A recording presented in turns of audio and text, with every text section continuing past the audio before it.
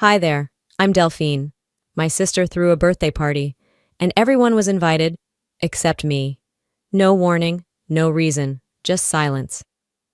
Then I found out it wasn't a mistake, it was planned. My own mother told her not to include me. And the worst part? It wasn't the party. It was realizing they've been erasing me for years, mocking my job, calling me too serious, sending my gift back without a word. So I packed my bag and disappeared.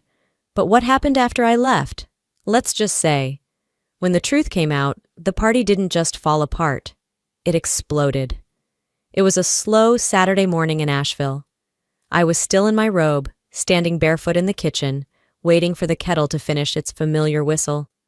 The soft hum of cicadas filtered through the window screen, and for a second, everything felt comfortably quiet. I reached for my phone to scroll, something mindless while the coffee steeped, but the first post on my feed stopped me cold. There she was, Marla, my sister, grinning in a group selfie at pre-birthday brunch. Filtered sunlight washed over their table full of mimosas, flowers, and at least 12 faces I recognized. My stomach dropped before my brain caught up. I blinked, then I scrolled. Another angle, another shot of Marla holding up a birthday babe card. Still nothing from me, no invite, no heads up, not even a wish you were here. I stared at the photo a little too long. Then I closed Instagram. Reopened it. Same photos, same knot in my chest. I flipped over to my texts. Nothing new from Marla. I scrolled back through our last conversation, 2 weeks ago, me asking if she wanted to grab lunch when I was free on a Tuesday. She left it on read. I sat down at the kitchen table and held the mug like it might offer an answer. Surely it was a mistake. Maybe it was last minute. Maybe it was a surprise thrown by friends. I opened the group thread with our cousins. No messages there either, but Odessa had posted a story. The same damn brunch. Only this time I could hear Ramona's voice in the background, laughing. I sent Odessa a quick message. Hey, random question. Was that brunch for Marla's birthday? Her reply came 10 minutes later. Yeah, kinda last minute. They said it didn't make sense to invite everyone. Aunt Ramona told Marla not to bring heavy energy into the day. I stared at that line. Heavy energy. Right. I didn't answer Odessa. There was nothing left to say. By noon, I'd talked myself halfway out of being hurt. Maybe they wanted something more upbeat. Maybe I'd been distant lately. Maybe they didn't know how I'd take being around new people. But then again, wasn't I family? Wasn't I the one who helped Marla move across 3 states when she quit her job in Ohio? Wasn't I the one who drove our mother to her post-op appointments when nobody else stepped up? I waited until later that afternoon to call Mom. I didn't want to sound bitter. I just needed to understand. She picked up right away, that familiar cheer in her voice. Hey, sweetheart, everything okay? I tried to keep it level. Did you know about Marla's brunch this morning? There was a pause. Then she exhaled like she was already tired of the topic. Oh, honey, that was just a little gathering. You're reading into it. No one told me. It wasn't that kind of event, she said. Just a few of the girls from her Pilates group. She had balloons that said birthday queen. I said it flat. Odessa was there. Ramona, too. Mom gave a soft chuckle, that condescending hum she uses when she wants to act like I'm being ridiculous. It wasn't for you, sweetheart. That's all.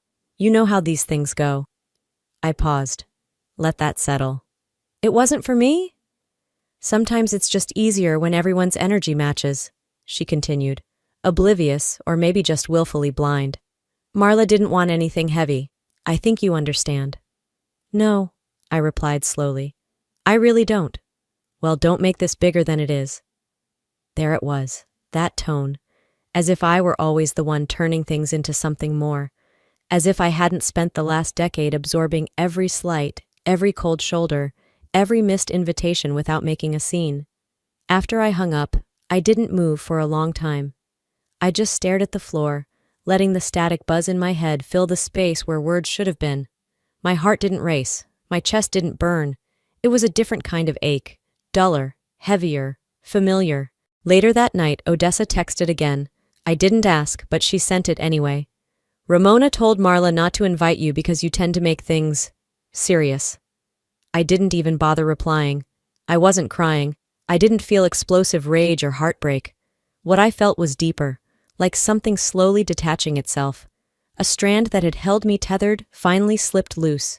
That night, instead of watching a movie or folding laundry like I normally would, I opened my laptop. I typed in solo beach vacation and let the search bar fill with possibilities.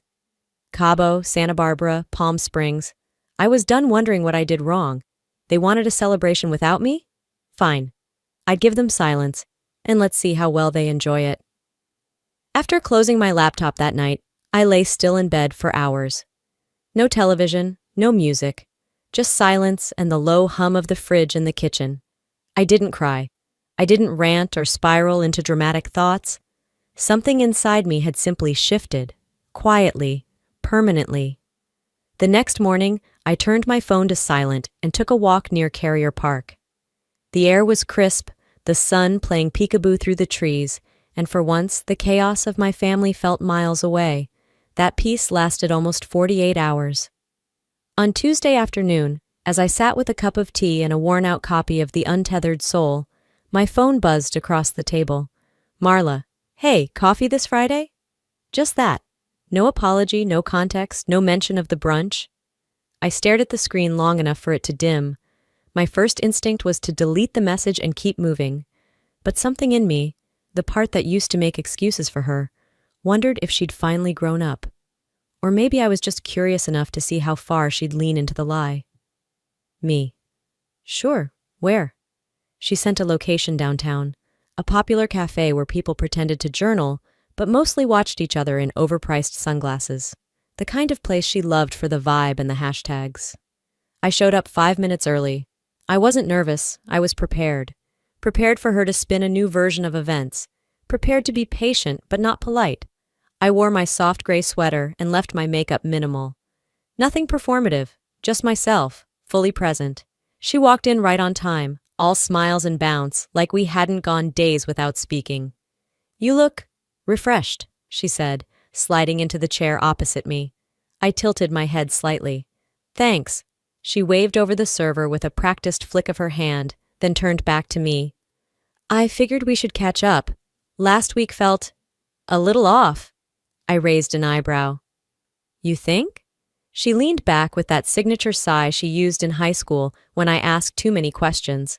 Look, I didn't think the brunch would interest you. It was kind of a party vibe.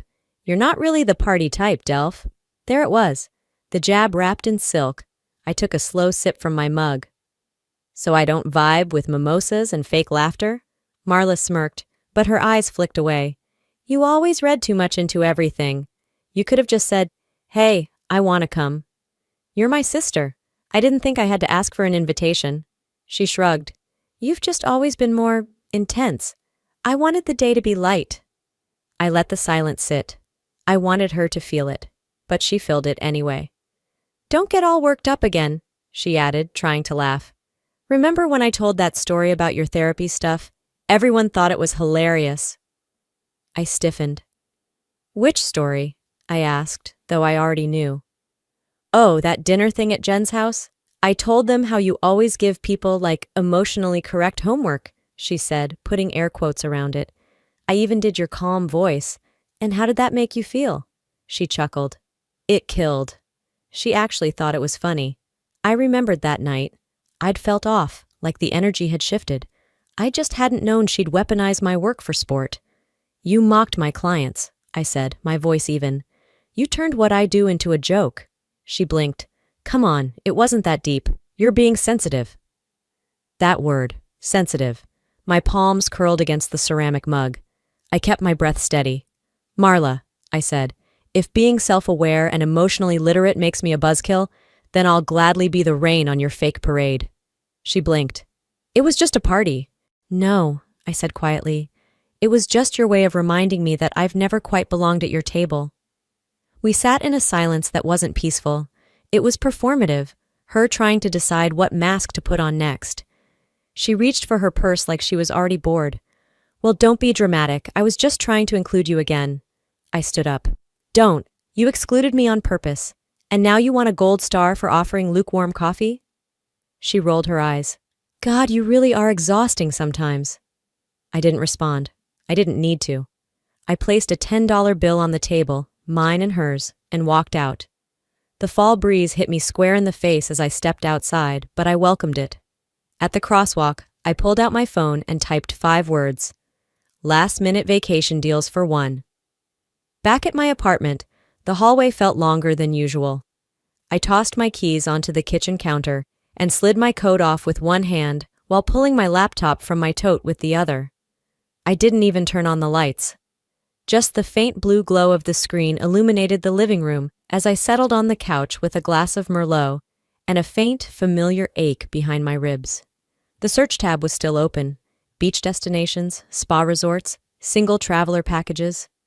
I bookmarked a page for a boutique resort in Palm Springs. Ocean adjacent, but not too touristy. It looked warm, detached, like exactly where I needed to be. But before I could book anything, my brain started doing that thing again. Unpacking memories I never asked for. I remembered a Thanksgiving dinner 3 years ago. We were at Aunt Ramona's place, a long table crowded with overcooked stuffing, half-warm casseroles, and a room full of voices trying to talk over one another. Someone had just asked about my love life, joking, I think, but the kind of joke that was never actually light. And Ramona, with her perfect lipstick and snide timing, raised a glass and said, "Delphine, she's still single because she's too intense. She makes everything a therapy session." Everyone laughed, even Mom. I smiled then. I really did. I played it off with a little eye roll and a sip of wine, but inside it stuck, like a shard I'd never been able to dig out. I remembered how I looked down at my plate and couldn't taste a thing after that. I took another slow sip of my wine and clicked on another resort ad, but the next memory came before I could stop it. Odessa's voice this time, in a quiet kitchen at one of our cousins' weddings. She'd pulled me aside almost apologetically and said, "Just so you know, your mom told Marla not to invite you to her engagement party. She said you'd overanalyze everything and make it awkward." I'd brushed it off in the moment, told Odessa it was fine, I probably would have skipped it anyway. But I remembered going home and staring at my phone, wondering how many other things I'd been strategically cut from. So no, it wasn't just a birthday brunch. It was a pattern, a quiet removal, a way of making me feel like an accessory they could leave behind when the room didn't call for depth. The phone buzzed against my leg. A new message from Mom. Corliss. "Hope you and Marla cleared things up. Let's avoid more drama, okay?" I didn't respond right away. I let the words sit there, dry and shapeless. They sounded like peace, but tasted like blame. I hadn't heard those exact words in years, but I could hear the old ones hiding beneath them. "You've always been the one to ruin the mood." They used to say it when I cried at Grandma's funeral, while everyone else posed for family pictures. When I brought up Dad's absence during Christmas and got the "why can't you just enjoy today" treatment. I'd spent a lifetime absorbing these messages. They never screamed, but they built a prison just the same, one soft jab at a time. I closed the text and opened a blank page in my journal. "I've been the emotional sponge for this family long enough," I wrote. "I'm done playing the part they cast me in." Then, with my heart thumping at a calm, even pace, I went back to the booking site. This time I didn't browse. I chose the Palm Springs resort with the soft linen bedding and ocean view balcony. I entered my credit card information, clicked confirm, and watched the screen flash with a booking number. It felt like I'd just signed a declaration. Not of war, but of freedom. I sat still for a moment, letting it all land. The silence wasn't heavy anymore. It was mine. Before bed, I opened my photo folder and scrolled to the saved brunch pictures Marla had posted. There was one where she was laughing with a flute of champagne in her hand, surrounded by women wearing florals and fake smiles. I selected them all. Deleted. Then I closed my laptop and whispered aloud, to no one but myself, "Let's see how it feels to disappear on purpose." The next morning, I made my usual cup of coffee but didn't drink it. I left it on the counter, untouched, as I sat on the edge of the bed scrolling through emails. Nothing urgent. A newsletter from my yoga studio, a sale on compression socks, a receipt from the resort, and then, almost as an afterthought, a Venmo notification. "Marla sent you $135. Note, for the necklace, didn't match the vibe." No, thank you. No, I appreciate the gesture. Just that. Didn't match the vibe. I stared at the screen like it had spoken out loud. She didn't return the necklace, just the money. A refund.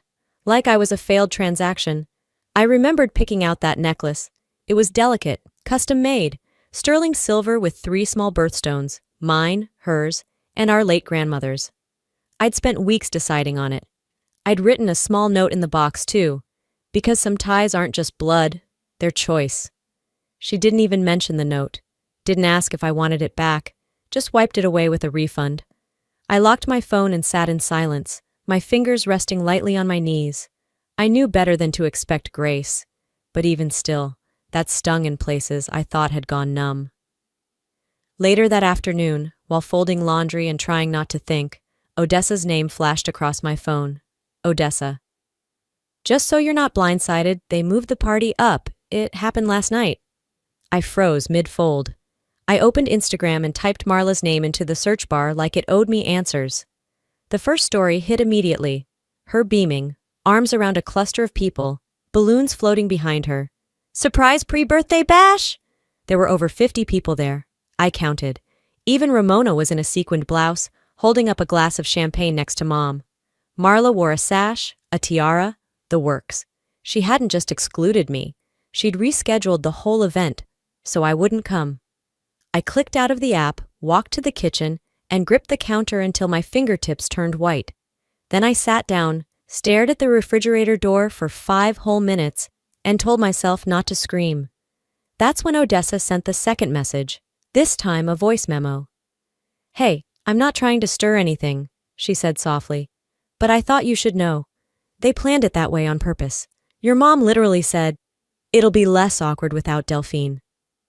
There was a pause, then a sigh. "I'm sorry, I hate being in the middle. I just didn't think it was fair not to tell you." I played it again, and then I deleted it. Not out of anger, but because I refused to let it live in my phone like some invisible bruise I'd poke over and over. Instead, I opened Airbnb. I'd already booked the resort. Now I needed peace for the in-between. I chose a small house just outside Palm Springs. It had white stucco walls, an outdoor shower, and a cactus-lined driveway. I paid in full, added no guests, and clicked confirm. I didn't post about it, didn't even save the confirmation email to my main folder, but I opened my journal. "They edited me out," I wrote. "Let's see how they do when I truly go missing." That evening, as the sun dropped behind the Blue Ridge Mountains, I laid my suitcase open across the bed. I pulled a few dresses from the closet, nothing flashy, just linen and cotton and a bathing suit that still had a tag on it. Before zipping it shut, I grabbed my charger, my book, and one final thing, the tiny photo of Grandma that I kept taped behind my mirror. She would have told them all off, I thought. I didn't cry. I just folded the image into a scarf and tucked it in the side pouch. Then I looked at my reflection, at the woman who'd once begged to be included, and said it aloud. They wanted me invisible. Let me give them what they asked for. The sky was still heavy with night when I zipped my suitcase shut, slid on my sandals, and tucked the scarf into the side pocket. The one I always used for important things. The scarf wasn't fancy, just soft. And it held Grandma's photo, carefully folded inside. A quiet anchor. I didn't send a text. I didn't write a note for the fridge. I didn't pause in the hallway to listen for a sign, a voice, a reason to stay. I simply left, closing the door behind me as gently as I could, as if to say goodbye without needing to be heard. Outside, Asheville was still asleep. The morning air was cool and still, painted with a faint lavender hue where the sky flirted with dawn. I wheeled my carry-on across the porch and down the steps, each click of the wheels echoing louder than my thoughts. At the airport, the line was short, a blessing I didn't ask for, but took gladly. By the time my flight taxied to the runway and lifted off the ground, the sun had spilled over the Blue Ridge Mountains, stretching light across the clouds like a silent promise. I didn't look back. I didn't open my messages. I just reached for my phone and switched it to Do Not Disturb. That, too, was a kind of takeoff. Dallas was just a layover, but it could have been another life. I moved through it like a ghost, quiet, intentional, untouched. When I boarded my second flight to Palm Springs, I sat by the window, let the warmth of the rising sun seep through the glass, and finally exhaled. Touching down in California felt like stepping into another dimension. The heat was dry, sure, but it wrapped around me like something familiar, yet entirely new. I squinted up at the sky. It was wider here. Or maybe I just felt smaller. In a good way. You can fly across the country and still carry the same baggage, I thought, tugging my tote strap higher on my shoulder. But maybe this time I won't unpack it. At the resort, the concierge greeted me with a smile that was a little too practiced and a tray of lemon water. I took the glass, not because I wanted it, but because I could. A choice. Mine. My suite was quiet elegance.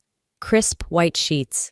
A massive window that opened to a view of the hills, and a balcony that looked like it had been built for peace. I dropped my bag without ceremony and stepped onto the balcony, stretching my arms like wings. I didn't need anyone to know why I was here. I just needed to remember that I'd chosen to be. The afternoon passed like a song I didn't have to learn. I slipped into a swimsuit, found a lounge chair near the pool, and let my book fall open beside me. I wasn't reading, I wasn't thinking, I was just there. And then the buzz. My phone vibrated twice, sharp and unwelcome against the fabric of my towel. Marla. The message read, "Heard you're traveling. I figured you wouldn't come anyway. Not everyone needs you all the time, you know?" That was it. No emoji, no question. Just a sentence soaked in the kind of sugar that leaves your mouth dry. I stared at it, once, then again. A laugh broke out of me. Quiet, hollow, but honest. I hadn't expected rage, or sadness, just this strange, exhausted clarity. I whispered to the breeze, "Not everyone deserves me either." I didn't answer. Didn't need to. Instead, I opened my gallery and took a picture of the drink on the table beside me. Bright orange, silly umbrella, my toes in the bottom corner, ocean in the background. I didn't post it. Not yet. I let the words in her message sit beside me like someone I didn't invite but couldn't quite make leave. That voice. It wasn't new. It echoed with something I'd heard before. Years ago, at one of Mom's anniversary dinners, after another emotional cleanup session following one of Marla's outbursts, Odessa had leaned in and said it like it was the weather. "You know you're the emotional trash bin for this family, right?" I'd blinked at her. "Excuse me?" She didn't flinch. "Everyone dumps their drama on you, their shame, their resentment. You're the sponge, Delphine. You soak it up so they don't have to look at their own mess. Then you wring yourself out in time for the next gathering." I hadn't known what to say then. But now, here far away, held by sunlight and silence, I understood. They weren't just careless. They were conditioned. And I had allowed it. Until now. After a long soak in the tub, I wrapped myself in the resort's robe and tied my curls up. I scrolled through spa options and booked the most expensive one. Massage, facial, lunch, everything. Why not? Then I did one more thing. I changed my phone's lock screen. 3 words, white on black. I am enough. Later, under the sun, I finally posted. The infinity pool. The mid-afternoon glow. My caption. Relearning how to belong to myself. It didn't take long. The screen lit up. Mom, Marla, Odessa, others. Missed calls. "Where are you? Call me. You need to stop this." I didn't reply. Instead, I walked to the beach bar, ordered something fruity and over the top, and asked for a blank postcard. Back in my lounge chair, I wrote just one sentence. I choose me this time. And for the first time in a long time, that felt like the only truth that mattered. The postcard still sat on the nightstand beside me, curling slightly at the edges from the ocean breeze I'd let sweep through the room all night. I hadn't sent it. I didn't need to. It wasn't for them. It was a strange kind of peace, waking up without bracing for the first message, the first slight, the first apology that's not an apology.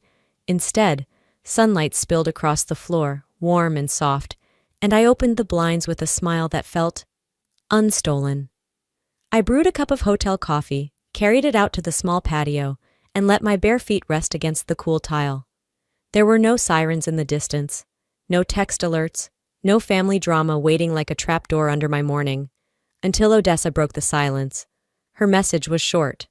"Odessa, not sure if you've heard, but Vernon walked out in the middle of the party." I blinked at the screen, read it again. Walked out? I set the coffee down and pulled the robe tighter around me. The text sat there like a dare, some proof the universe was, for once, on time with its receipts. Vernon had been Marla's boyfriend for almost a year. He wasn't flashy, but he was grounded, steady in a way she'd always claimed to want, but never knew how to handle. And now, apparently, he was done handling it. I typed, "Why?" Odessa replied quickly, "All I know is..." They were in the middle of the cake thing, and he just walked out. No big speech, no scene, just left. The edges of my lips curled. It wasn't joy, it was validation. Weeks earlier, Vernon had DM'd me, out of nowhere. "Hey, weird question. Does Marla ever, twist things?" I'd stared at the message, my thumb hovering over reply for a long time, but I hadn't responded. Still, I remembered thinking, so it's not just me. He had seen it too. And maybe that tiny question, so cautiously worded, had been his first crack in the foundation. Maybe he'd been weighing the lies in her stories against the truth in her tone. And maybe last night, the scales finally tipped. I wasn't there. I hadn't even thought about being there. But apparently, I was everywhere. By late morning, I'd finished breakfast and walked back out to the patio when Odessa sent the video. "You'll want to see this." Someone live-streamed part of the party. I opened the clip expecting something blurry, half-heard. Instead, it hit like a slap in slow motion. Marla, champagne in hand, tipsy but poised, was doing an impression. Of me. Therapist's voice, slow breathing, mock empathy.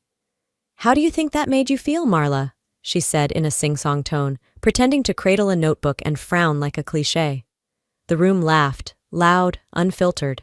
In the background, Corliss stood silently beside the buffet, sipping wine, saying nothing. I didn't finish the video. I didn't have to. The audience had clapped. The performance had landed. She mocked the one thing I held sacred, my work, my words, my way of trying to help people. And she did it while I was hundreds of miles away, trying to stitch myself back together. I deleted the video and placed the phone screen down. No rage, just air, space, quiet.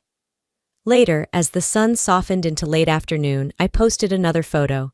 A sunset reflected off the pool's surface, framed by palm trees. Caption: "Healing uninterrupted." Within minutes, the replies began. "Where are you? That doesn't look like Asheville, LOL. Even Odessa. They're panicking." I responded with 3 words. Let them panic. Because for the first time, their chaos didn't belong to me.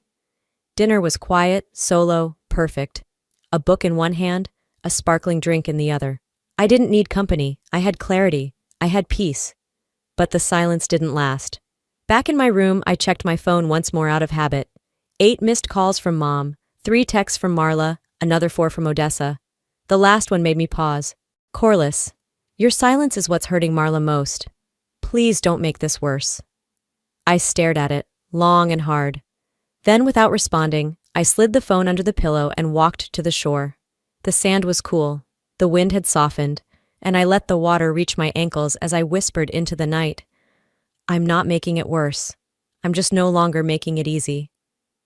I watched the sunrise through sheer curtains, light painting the white tile floor with gold.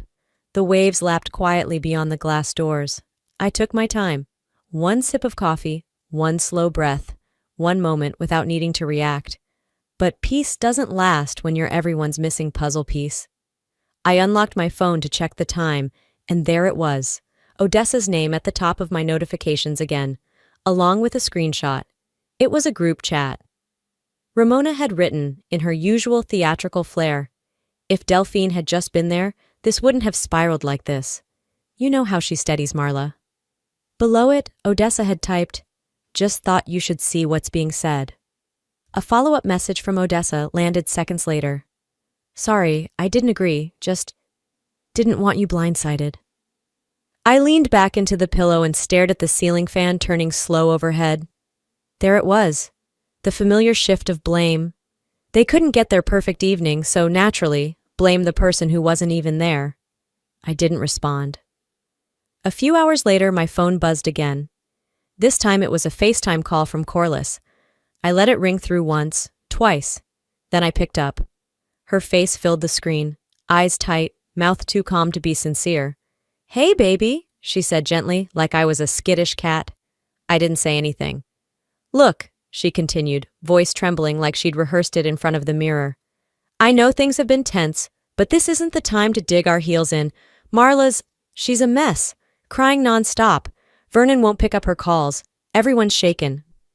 I took a long sip of my orange juice. "Uh-huh." Her tone shifted, like flipping a switch. "You've always been the one who kept the peace, Delphine. You're the fixer. We need you. Marla needs you. Twist the knife, why don't you?" I stared directly into the camera. "I didn't run, Mom. I left. There's a difference." She blinked. "That's not fair." "No," I cut her off. "What's not fair is asking me to clean up a mess I wasn't invited to." Silence. Her jaw tightened. Her eyes darted off screen, maybe checking to see if anyone overheard. "Don't make this worse," she said finally. There it was again. That phrase. Like I was the problem. Like my absence had undone an entire party, an entire family. I ended the call without saying goodbye. Later that afternoon, I lounged poolside with a book in my lap, the sun warming my legs, when Odessa messaged again. "Heads up. Marla's telling people you're jealous, that you're spiraling, unstable." I let out a sharp breath. Not quite a laugh. Of course she was. When Marla couldn't control the narrative, she'd burn the script and write a new one. One where she was the misunderstood heroine, and I was the dramatic sister unraveling in the background. I opened Instagram. Sure enough, there it was. A blurry picture of her with the caption, "Surround yourself with light when others bring storms." And the comments, vague enough to slip under scrutiny, but knowing eyes could see the target. She's always been extra. Sometimes people show their true colors. "I'm sorry you're going through this." I felt nothing, not rage, not humiliation, just clarity. Like the final puzzle piece snapping into place and confirming the picture I didn't want to admit I'd been seeing for years. I pulled up my contacts, scrolled to Corliss's name, hovered for a second, and hit block. Then Marla's name. Typed a message. "If your version of sisterhood is exclusion and slander, consider me relieved of duty." Deleted it. Blocked her too. Finally, I messaged Odessa. "Tell them I won't be answering anymore. I've given enough." That was it. No paragraphs, no emotional epilogues, just a decision. The breeze carried a faint smell of sunscreen and salt as I closed my phone and booked a sunset cruise departing in 2 hours. I needed to be near the water again, somewhere without voices tugging at my conscience. As I fastened the clasp of my sandals and grabbed my tote, Odessa's final message came through. "You're not going to believe what Grandma just said." I paused, smiled, and typed back, "I'll believe it when I hear it." The boat rocked gently under me, a rhythm I hadn't known I'd craved until I leaned into it. I stretched out in the deck chair, drink in hand, and opened Odessa's message. Grandma just went off at brunch, like in front of everyone. My eyes narrowed. I reread it twice. Then a second message popped up. She told Ramona, Mom, and even Marla, "If you had treated Delphine better, maybe none of this would have happened. You pushed the one steady person out, and now look at the mess you're in." I blinked at the screen and let out a short, stunned laugh. Not bitter, not mocking, just amazed. Grandma Edith. Of all people, she was the one who never raised her voice, never took sides.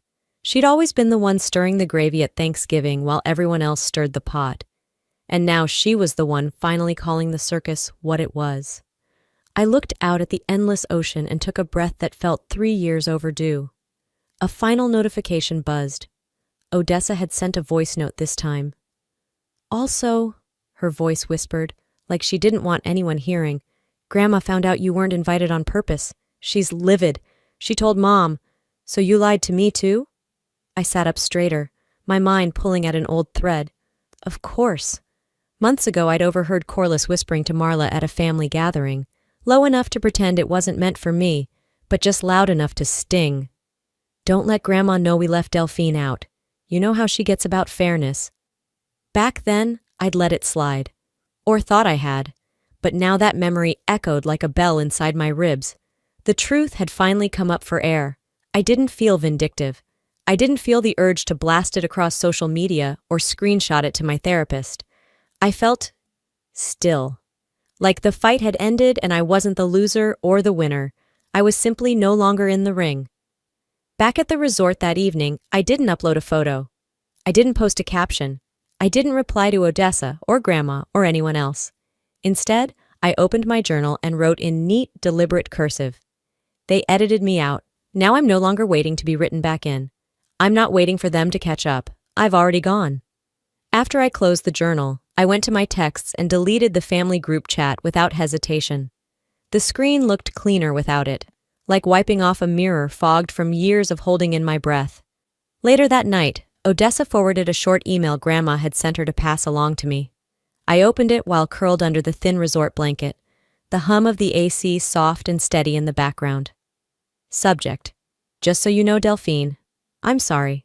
I'm sorry they made you the strong one. The one who always absorbed, always adjusted. I should have seen it. I should have asked better questions. You deserved more than what they gave. More than what I allowed them to give. Whatever you do next, know I love you. I see you now. Love, Grandma Edith. I didn't cry. Instead, I saved the message in a folder on my phone titled, Proof I'm Not Crazy. Then I whispered like a benediction, Thank you. It wasn't reconciliation, but it was recognition. And that was enough. The next morning, I extended my stay at the resort. Just one more day. Not because I was hiding, but because I was no longer rushing toward anything. I walked down to the spa lounge with my tea and stared out at the poolside palms swaying in the breeze.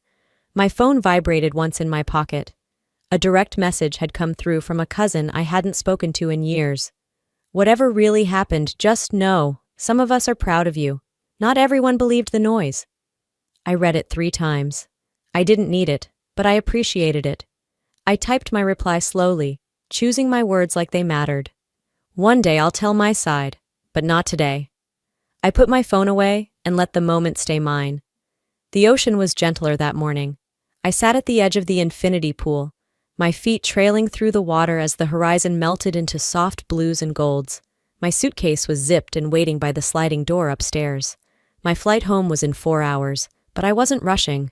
Not today. I sipped the last of my tea, lukewarm now, and leaned back into the lounge chair, letting the final rays of vacation sun warm my skin. My phone buzzed once in my bag. I didn't check it right away. Eventually, curiosity won. I unlocked it to see Odessa's name across the screen. A screenshot, a group chat I wasn't part of. I enlarged the image. Ramona. Delphine's absence is the reason this spiraled. If she had just shown up... Corliss. We're trying to move past it. Please stop dragging this out. Marla. I'm not the villain here. She's been dramatic for years. This isn't new. I stared at it, the same way you might stare at an old bruise, knowing how it got there, but no longer flinching. I left the message on read. No replies, no inner monologue, no rise in my chest. Just quiet. They were still talking about me, still trying to find a place to lay blame, still spinning the wheel of guilt and hoping it landed on my name. But I wasn't on that board anymore. I stood and padded back into my suite. I had a few minutes left before checkout. I opened my journal for one last entry. I left for peace. I'm not returning for chaos. Simple, true, enough. By the time I reached the airport, the vacation haze had lifted but hadn't disappeared. Palm Springs had worked something loose in me, like shaking sand out of the folds of a closed towel. The residue of years, shaken free. I landed in Asheville just after sunset. The air was cooler, more grounded. There were no palms, no salted breezes, but there was still a softness to it. At the grocery store near my apartment, I picked up essentials: milk, tea, fresh greens, a small bouquet of sunflowers. At home, I watered my plants, swept the floor, and tossed my laundry into the machine. The kind of chores that once felt like routines now felt like mine again. Not obligations, just life. There were no voicemails, no texts I hadn't already muted. I unpacked slowly, carefully, hung up the dresses I had barely worn, laid the scarf with Grandma's photo back behind the mirror, and then I noticed it. A small box at the door slipped through the mail slot sometime while I was gone. I recognized the handwriting immediately, familiar looping cursive, slanted slightly to the right. Inside the box, wrapped in tissue paper, was a silver bracelet. Not flashy, just elegant. Subtle etching on the inside. You are not too much. And a note. Delphine, I can't change what they did, but I can say this. Asterisk. You never had to fight to be seen by me. I've seen you all along. With love, Grandma Edith, asterisk. I pressed the bracelet to my chest and let the tears sit in my eyes without falling. Just warmth, not ache. I didn't reply. I didn't forward it to anyone. I didn't post about it. I just held the moment. That evening, I curled up on the balcony with a blanket, tea in hand. The mountains stood silent in the distance, cradling the skyline in their old arms. A single star blinked above them. I took a long breath in and let it out slowly. Not everything had healed. Not all the pain had disappeared. But it wasn't raw anymore. It was just part of the landscape now. Not something to hide. Not something to explain. Just mine. I picked up my journal again, one last time for that week. I didn't need revenge. I needed freedom. And now, I write the rest of my life without waiting for them to read it. Then I put the pen down and let the quiet stay. And if you're still with me now, I want to leave you with this. Sometimes healing isn't loud. It's not a final confrontation or a perfectly tied bow. Sometimes it's walking away without needing to slam the door. Sometimes it's letting people misunderstand you and finding peace anyway. I used to believe that being quiet meant being passive. But now, I know it can mean power. Silence isn't always weakness. In my case, it was finally my choice. So if you've ever felt overlooked, like the peacekeeper, like the one expected to carry more than your share, just know this. You don't have to keep proving your worth to people committed to misunderstanding you. You are not too much. You are simply too real for people who prefer pretend. Now I'd love to hear from you. Have you ever had to walk away from a family dynamic that no longer served you? Do you believe healing can happen without an apology? Or maybe you're still in the middle of your own story. Leave me a comment and tell me where you're watching from. If this story resonated with you, even just a little, type 1 in the comments so I know you're out there. And if you disagreed, that's okay too. I'd still love to hear why and where you're tuning in from. Don't forget to subscribe to this channel if you want more stories that speak from the heart, challenge toxic cycles, and honor the strength it takes to choose yourself.